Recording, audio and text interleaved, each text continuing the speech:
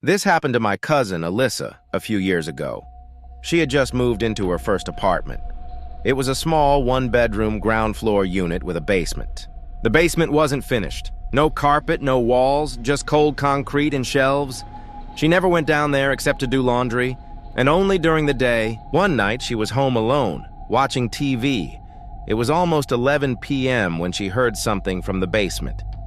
It sounded like a thud, then dragging. She thought maybe the super had come in, but the door to the basement wasn't locked. She was sure she locked it earlier. She called the building manager. No one had been sent. That door was supposed to stay locked, always. She didn't sleep that night. She stayed in her room, door locked, light on, listening for movement, but nothing else came. Weeks later, after a tenant reported a smell, they checked the crawl space behind the basement. They found bedding, food wrappers, and a pair of shoes. Someone had been living down there. This happened to a girl named Clara. She was 17, home alone for the weekend while her parents were away. It was Friday night, and she had just finished brushing her teeth when she heard it. A faint tap on her bedroom window. She looked outside. No one was there.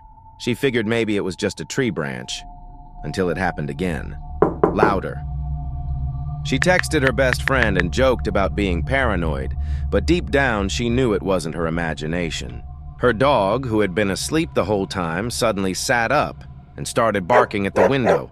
Low growl, then full-on barking. She turned off her bedroom lights to try and see outside.